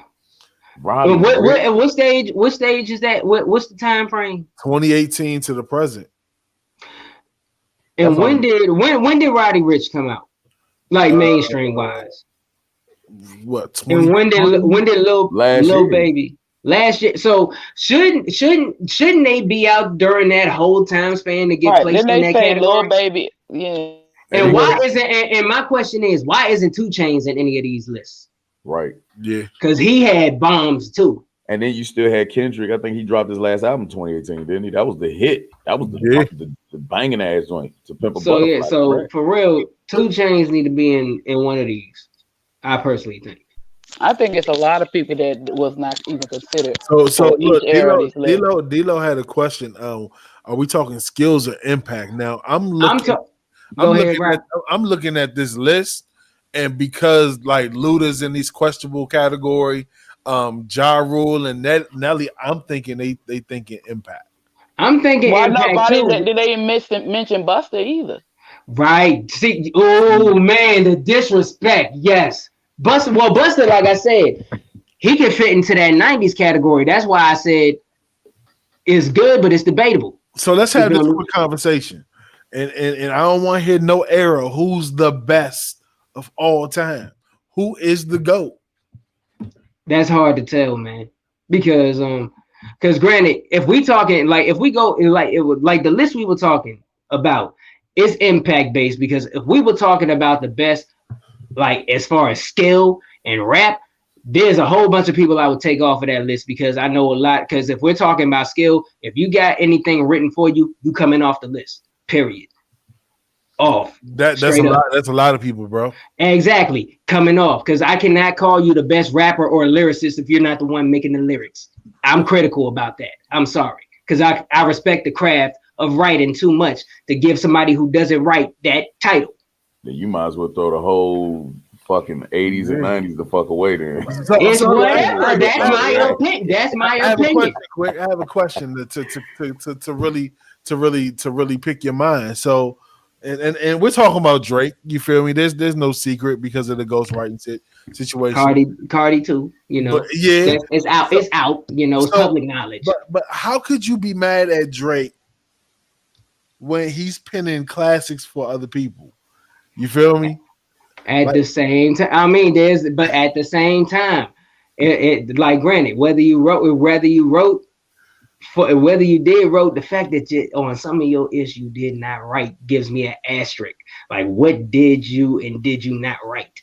Like, I'm just saying, you know, and it's just an asterisk that's gonna forever be there. But you got to remember, bro, if we sitting in a room, bro, and you working on the verse.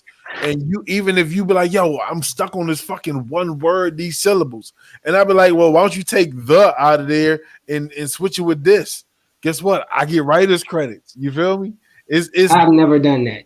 But what I'm saying, it happens, bro. It happens all the time, bro. If a nigga give you one line in the hook and he's in the studio, bro, he's entitled to. Well, I'm going to tell you this. Hooks are different because not a lot of people can make good hooks. That's when you're making a song. That's one thing you kind of get a pass on because people cannot make. A lot of people can rap their asses off, but cannot make a hook for shit. And that's why a lot of times they have other people do hooks for them, or you know, write good hooks and so on and so forth. So but hooks when it comes, yeah, because not a lot of people can do good hooks. There's rappers who probably you can look back and you've never heard them do their own hook. Because they just good at the rapping. But when it comes to that hook, they know who to call to get that banger of a hook, point blank, period.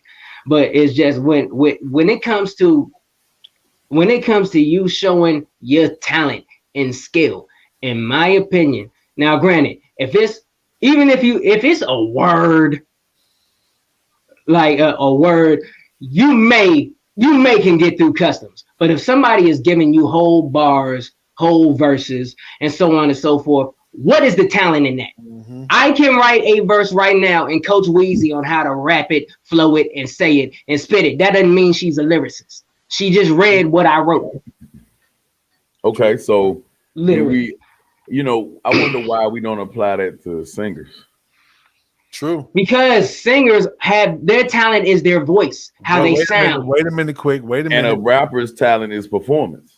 No, a rapper's talent is what the hell they write. That's a lyricist. If you a dope rapper, what you spitting is fire. Hey, all right, I like what this dude is saying. Guess what? No, let me stop you right there because guess what? Everybody can write a rap, but everybody can't deliver it. You feel me? That's just like everybody can sing, but everybody can't sing. You dig what I'm saying? Well, no, not everybody can sing. Everybody can't sing. Not everybody can sing good. No, that's the thing. That's what I mean. That's what sing is. You know what I'm saying? But all right. Well, like I'm saying, if you're a rapper and you can't deliver it, then work on your fucking craft and get your delivery together.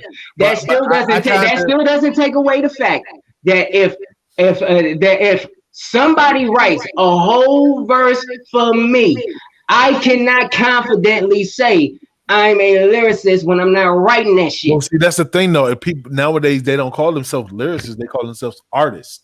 You feel me? And lyricist artists. It's sad that, and it's just to open the conversation up a little bit more.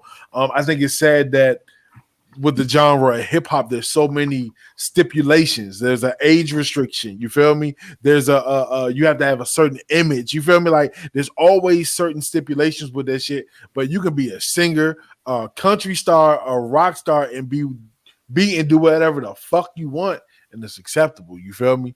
So Well, I like I said, that's the kind of difference there, because there are singers who have the voices of angels, but they are not writers. They will put you in a room with 10 writers. As long as that instrument of a voice you got works how it's supposed to, we gonna give you words. If you're a rapper, what catches the ear? You know, because like, granted, right now in this day and age of social media, you gotta have your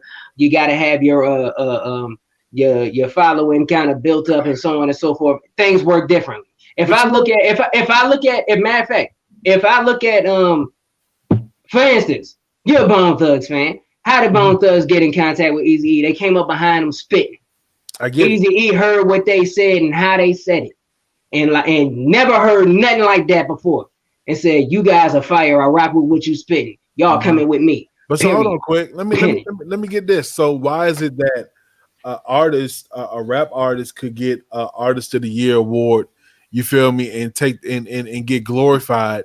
You feel me? Because he's an artist, he's a dope lyricist. But when a singer gets an award, you feel me, for a song that they didn't write, all they did was perform it, they're glorified. You feel me? That's a part of their achievements, when all they did was fucking sing on the joint. They didn't write the lyrics, because even with singing, it's always inside the lyrics. You can sound good, but if the lyrics don't move you, then the song is trash. You feel me? Like, they don't get the writers and people behind the song don't get the publicity of like, hey, I did that and so on and so forth. But they get this. Tiny from Escape wrote No Scrubs. When every award that TLC went off of that song, it went to TLC. They got the glory. But guess who got all them checks? Tiny, yeah. So they don't care about that publicity as long as them M's start running it. So look, since you said something about M's and we're talking about music, let's talk about Mary J. Blige. Is coming out that she hit the fan that she was sleeping with Danny Boy. Yeah. When he was a youngin'. Yeah, man. So of course he was on Glad TV. Oh, shout out to Glad. Shout out to Glad. And you know, Danny Boy seems to be a reoccurring topic. I mean, he is telling and spilling the tea on everything that's going on with Death Row. He's recently, well, not recently, but a couple years ago, come out as gay. You know what I'm saying? But so I don't know if I could doubt his story and say that he had any reason to lie. But he said that when he was 16, but he said initially 15 and then switched it to 16, that he slept with Mary J. Blige when she was 24 years old. Yeah, they had like a continual sexual relationship. Well, this is all news to me. Yeah, I don't know what to say. Now, since us fellas do already have probably our opinions ready and the guns are loaded, Phoenix, please tell us, how do you feel about this situation right here? I'm sorry for laughing. I was laughing at D-Lo's comment. What did he say? Mary fucked the whole Death Row. That ain't no secret. Please continue, Phoenix. Go ahead. Yeah. Well, I think that she should get backlash, just like if a guy slept with a 16-year-old girl, he was 24. Now, it's the same thing. It's the same thing. Just like men can be raped and people don't think they can because they get hard. No, men can be raped. That's statutory rape. And I think something should be said about it, honestly. Something should be done. Well, I'll say this. They had what they say about men not being able to get raped. They say men can't be raped. They can only be sexually assaulted. How does that sound to you? Like bullshit. Sounds like rape. Cause like Stanice, she went to school for like criminal justice, security, all that type of stuff. And one of her instructors said men cannot be raped. And granted, as soon as she said that, the whole class, primarily the dudes, went in an uproar. Like, hold on, what? He's like, yeah, it's men can only be sexually assaulted. I'm like, huh? If that's the case, why do they go after them teachers who having sex with them 12-year-old kids having babies? If that is the case, explain it. I don't know. Well, all I'm gonna say is this: if I'm telling a story about me being 16, sleeping with a 24-year-old, I'm not gonna talk about that in the negative in the matter. I'm gonna talk about this. Hey, that's one on the scoreboard for Rock. You know what I'm saying? I was knocking them down at the older jumps at a young age, but that's just my ignorant ass. You know what I'm saying? Hey, I'm just now back to what he was saying about sexual assault. I mean, are there serial like jerk off people like the women run up to men and just thought, "Come here, give it to me, like, give it to me." Like, Hey, shut up, man. I can't No, stand but that. That's actually a good question. yeah, like is there like a woman that runs around just like serial, like seriously, like hopping in windowsills and just be like, "Gotta give it to you, give it to me," like you know, what I'm saying? Serial crotch grabbers. Yeah, serial jerk offs. Hey, whatever the fuck it's called. But nah, there was some mix ups, and from what I'm hearing, throughout the story in Rumorville is that maybe possibly she was giving him substances at an early age.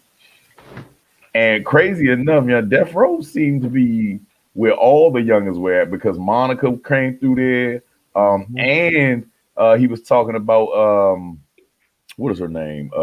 Light skin that just had the jump with coke problem. Allegedly. That just did the verses. Monica? You said Monica. No, the light skin one. Keisha Cole. Keisha Cole, yeah. She was going through there at 13. Like they were all around Suge. Like this is unbelievable. Like how many people really were around Death Row at this time. Yeah. But I don't know, y'all. I don't know. To me, 16. I remember being 16. I would hope that something like that would happen. I would be probably singing to the stars and be like, "Thank you so much. Thank you. Right. Thank you." I would give an Okay, so do acceptance you speech. go ahead, I'm sorry. I'm gonna write a song about it. I would be inspired. I probably would have been one of the artists on Death Row, but like, yeah. Go ahead, baby. Nigga pull his pants up and be like, drop that beat. You understand me? Come out of G. Hey, yeah. Okay, so My first song will be called "Beat It." Oh, I can't do that because Michael Jackson did that. You can't do whip it neither. Hey, go ahead. All right, Phoenix, go ahead. I'm sorry. Okay, so why is it such a problem when a 16-year-old girl dates an older man? If it's not a problem for y'all to sleep with older women, it's the same thing. Look, you see the movie. It's the same. Yeah, I know the mood changed because I'm gonna tell you this. I'm gonna tell you this. It's the same thing. It is the same thing. It's just society looked at it different, And y'all do too. Well, yeah, because like at that age, any girl we pull is a notch on the belt, especially if it was older. Now, granted, now I'm just talking from the mind of like a 13, 14, however old boy, because all the men on this panel was one at one time. Mm-hmm. But I will say this: they will get handled the same way. Because let me be 13, and my mother or grandmother found out that a 30-some-odd or however old teacher, a female teacher, was messing with me. After they beat her ass, she going to jail immediately because they are unleashing hellfire and brimstone. Like real talk. They're gonna make sure she get the same thing. And there was a point in time when I was in high school, I kept seeing all these stories on the news pop up of these women getting locked for messing with these underage little boys and all that stuff. So they get caught. And for real, from what I know, granted, I don't know if there's a differentiation in their sentencing as far as, or punishment as far as the male teachers to the female teachers. I haven't dug in deep, but they do get caught and they do have to stand that. That's because boys talk. You know what I'm saying? Little boys are gonna definitely talk. I mean, who the hell is not gonna brag about that? That's the only problem about being young in that situation. But I ain't gonna hold you. I don't know. I would have kept. I don't know, man. I don't know. I don't see it as an L, and fuck, man. It's touchy, man. It's hard to look. I'm just saying this as a grown ass man. You feel me? I feel like you should be able to get a grown ass woman. You feel me? Facts. Like Facts. that's just me looking at it as a man. Like, nigga, you're a grown ass man. Yeah, but shouldn't it be the same But for a grown It woman? is, but It is. psychologically speaking, what is going on in that woman's mind to be attracted to this 13, 14-year-old boy? Yeah, I mean, when I the more I ponder on it, and when I break down, the psychology of it, it is just as sickening to me, as at the age I am now looking at that, because a child is a child Well, at the end of the day. if you think about it, when I was in high school at 16, I looked like a grown ass man. I could buy liquor, all that shit. I was lifting weights, I was doing all that stuff. I met my most of us are at our peak with the testosterone, everything. So most of us are developing facial hair at that time. Me as well. I would get why a woman would want to be, attracted to a young guy and then want to take advantage, because you usually haven't experienced very much sex at that point, and it's exciting. I mean, the wind blows you back up.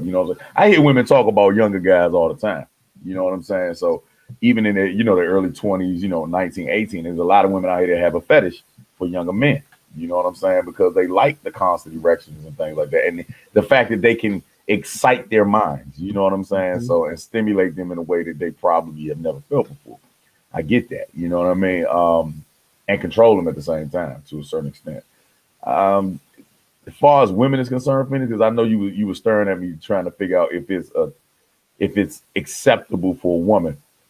Young ladies have been doing that in high school for fucking years. I have seen niggas with dubs and teachers and the male assistants pull off with a lot of the women, the girls that I had crushes on. Oh no, I don't want to say it's acceptable, because it's not acceptable. I want y'all to see that it's actually the same thing, but it's a little bit harsh because I switched it to the woman. Okay. Right? And remember what I told you about men, and Yo, this guy. hey, I fuck some grandmas, bro. Hey, Look what you is amazing. Hey, look, hey, bro. Let me get a chance. I give you some of those links, bro. I'll send you some links to the grandma. Bro, I ain't gonna, like I said. But you, I'm gonna tell y'all why I flip things like that, because I want y'all to see where I'm coming from. Because I was a 16-year-old girl who looked like a grown ass woman, and who was able to go to the store and buy shit for my father, and got approached by these grown ass men. Of course, I told them no because I knew better. But I'm saying it's the same thing. What is in the mind of a grown man? The same thing in the mind of a grown woman. You see that body, you want to use it. Nah, see, I think it's a little deeper than that. I think it's why can't it be deeper on the women's level? Listen. I mean, overall, I just think when a grown man approaches a woman, you feel me? You try your hand because she looks like a woman. You feel me? Now, when you ask them their age and they be like, "Oh, I'm only 16," and then they continue to pursue, that's like a problem. You feel me? Like every man on this panel has seen a young lady that was stacked and she was a little too young. And you're like, "Oh shit." You feel me? We know as men that, okay, that's off limits. You feel me? But the problem is when a grown man finds out that this grown looking young lady, you feel me, looks like a fucking 27, 25-year-old, but she's only fucking 16. You dig what I'm saying? And they still pursue. That's where I have my issue at. You dig what I'm Straight saying? up. So, and you should have the same issue with a woman doing the same thing. But see, and it's only acceptable because y'all are men and y'all just want to get your dick wet, and it's more acceptable because it's an older woman coming after you. It's the same thing. Have you ever had an erection in the morning and it was all over not. yourself? Have you ever experienced a unwanted erection and you are trying to nail your shit through a bed or a wall? I keep telling you, it's still not acceptable. It's still not acceptable. Come on. It's not acceptable. It's not. I'm just saying. Thank you, D-Lo. It's double standards. It's only acceptable because y'all was the young boys getting the older women. Don't you even try that bullshit. No, what you call D-Lo said it was double standards. D-Lo said it's double standards. You said the reason why we're upset is because we saw younger women getting older men. Oh, I said y'all was the young boys getting the older women is what I said. Listen, This guy is stupid. They get wet in the morning, bro, but they don't actually have how can I put it?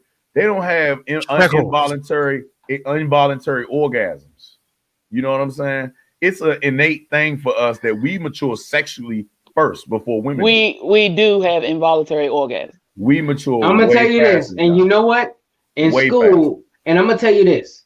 In school, us as the fellas, we are kind of sitting ducks to these female teachers. Reason being is because I think they know what they doing when they set us in them little cramped desks, and then we get desk stiffies, and then they call on us to go to the dang board pitching the tent. I agree, because they probably be watching y'all. They probably exactly. So we gotta go trying to hide everything, but then we can't hide it because the tent is already pitched. So we gotta just walk out Pinocchio'd and all that stuff. But I to the board. I think we need to address the fact that women are just as much as creeps as men are. We are. I tell y'all this all the time. But let me clarify something. I'm just messing with you, Mo. You know I know. I'm just messing with you. But yeah, we are worse than y'all believe. I believe we are more creepish than y'all are.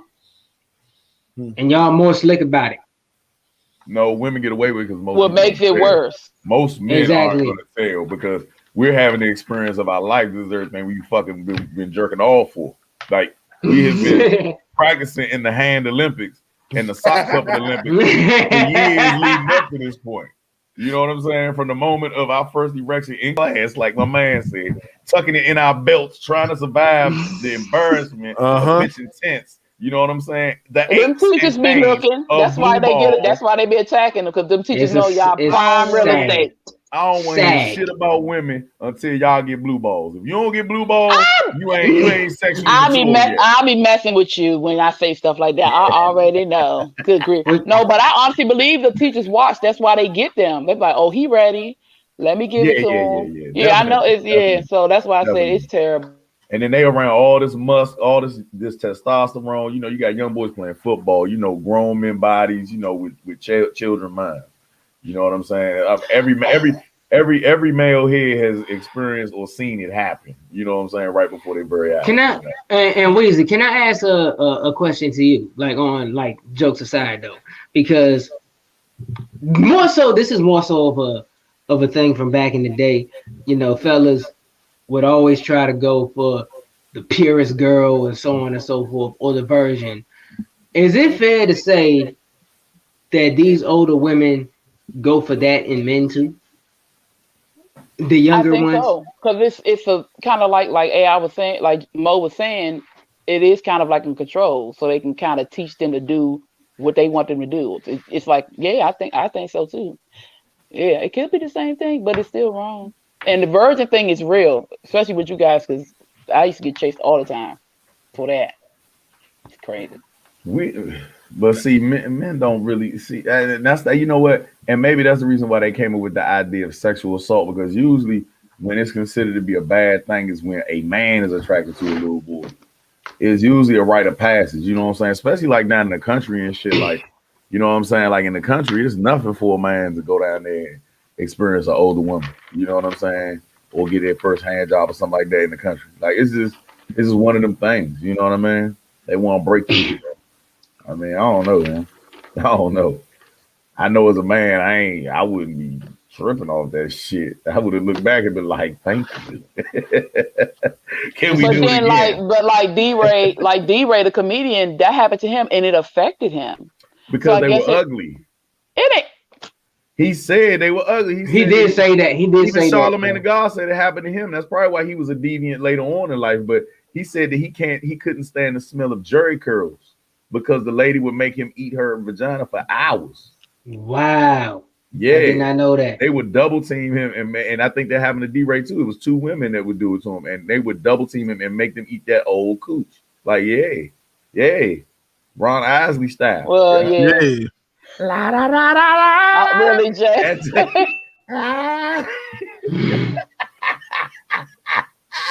Hey, real shit.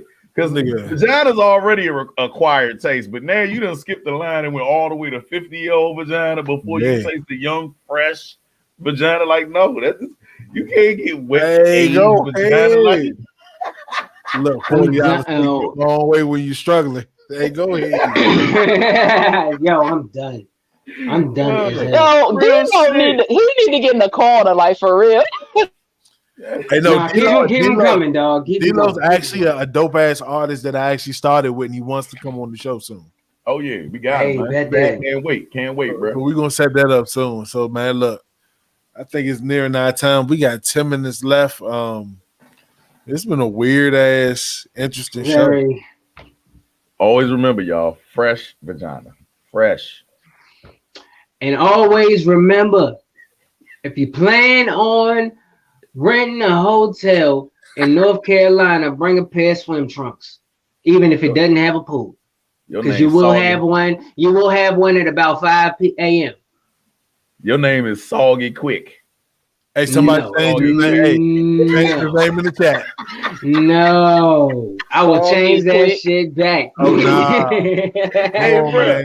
And look, and Nah. I know y'all had that AC cranking, so you had cold floor with water. Oh, It was, Oh. bro. I thought I had turned Oh that my shit off. gosh. Oh my god. It was that floor was cold as hell. What am I saying? oh, It was, and it was cold outside. oh. So- You probably had to pee as soon as you touched the water. You probably had to pee immediately, didn't you? You might as well just pee Yeah, on but the I floor. couldn't get to the bathroom. That floor was like an ice skating rink. Yeah, you just pee on the floor. I know. I went to the bathroom in the lobby. I went all the way in there. I went to the Pee bathroom, on the floor. then I went and Oh, complained. Damn. Damn. What a fucking day. Well, at least it was free. I mean, you know. It was. Yeah, you know, that's better than it being sewage or something like that, man. It could have been way worse. But it was raining a lot that We week. could have done way worse. Yeah, real shit. Well, damn the quality in everybody. He said take some ancient pussy. Hey, nah. That don't got cobwebs on it. I don't want it. Man, look, I'm telling you, that is All you not gotta the way to do go. is give it a trim. The cobwebs will disappear. Come on. You- Hey, look, and open the shout out legs, to that Mike shit sound like a Tyson. squeaky door. Ski. Hey, look, before we go, shout out to Mike Tyson for actually spreading the word, because it is a true thing that shrooms and psychedelics will reform you. It has done wonders for the troops. They have legalized it in Washington, D.C. High five. I did to not them. know. Wait a minute. Shrooms are legal in DC? Yes, psychedelics are legal in D.C. Wow. They had to That- battle that K2, bro. Yeah. And I did not also- know that. and also in Denver, Colorado. And so there's been a lot of experimentation with troops that have PTSD. And what they're finding is if you microdose, that's a non-psychoactive dosage. Okay, that means you work your way into it and not just the heroic dose, that it does change your mood. Now, if you do anything above that, it will change your fucking life. Okay, so Now, everybody out so there, now you can In a board the good mo- way, though. In a good Yeah, way. in a So great you way. mean to tell me you can board the mothership without a passport now? Yeah. Well, Wow. you know, and the thing about shrooms and a lot of them, a lot of psychedelics is that misnomer that you blasting off. Nah, not always. It's more of a healthy ego death, as I would like to call it. Shrooms I've never heard of, and I've never experienced my damn self that they have ever given you any feelings like that and want to jump out of a fucking building. You know what I mean? But yeah. Shout outs to the psychedelic community, man. Hey, look, and I tell everybody this: try it, and that's it, y'all. I don't know what the fuck else to say. Well, I don't know. I guess that's the dang I got you. show. Thank you, D-Lo. Keep coming back. Oh yeah, Well, folks, interesting one. All I'm gonna say is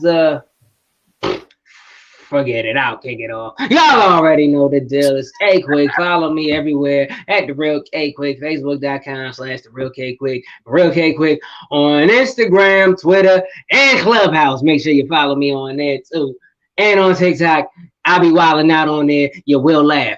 I am KQuick.com. Get that album Asylum. It's Beats, Bars, and Faith. Shout out to the team, Sean Marshall, MC Rest, TMG, Lord Lou, everybody. And make sure you look out for the film Water. And also, happy anniversary dropping soon. You already know the deal. BBF, no filter ish. We in here. Oh, G baby popped in. I see. Well, dang, you gonna We can't go? hear you, Mo. We can't hear you, Mo. Yeah, you're muted, my guy. Unmute. Well, of course, this is your man Giamo, aka non-GMO man. Didn't everybody, all my elders never told me that working out was gonna be such hell once you hit 40, man. So fuck all y'all for lying to me, and I'm out. Poor thing. Shout out to all our listeners and followers and supporters. We really, really love y'all and everything that we do. Y'all always follow behind us, so we appreciate y'all on the many things on both sides of the coin, on the No Filter Show. Even y'all follow me on Herspiration Happy Hour. So I really, really appreciate y'all and every one of our endeavors. You have been so wonderful, so awesome. So we're going to continue to make content so y'all can have something to look at. And I am the Blue Phoenix after saying all of that. And you can follow me. Follow me at the Blue Phoenix Hills on Facebook and Instagram. And I'm Rock. So nah, y'all can go ahead and follow me on all social media platforms at TaylorMade Rock. I appreciate everybody for tuning in. As you know, this is the No Filter Show. Once again, team, I definitely appreciate getting on these airwaves every Thursday to kick the shit with y'all. It's always a pleasure. We're closing on our 1 year anniversary. I've been looking at my Facebook memories and I just seen how that round table just came together and people was just, hitting us back and, requesting us to come back for more. But, it's been a beautiful thing, and we definitely look forward to keeping this journey going. Hopefully, somebody here soon and be like, let's put y'all on the big stage. Hint, hint, we're going to throw that out in the air because it's coming soon. But in the meantime, y'all can catch us here every Thursday, 8:30 until 10:30. We are the No Filter Show.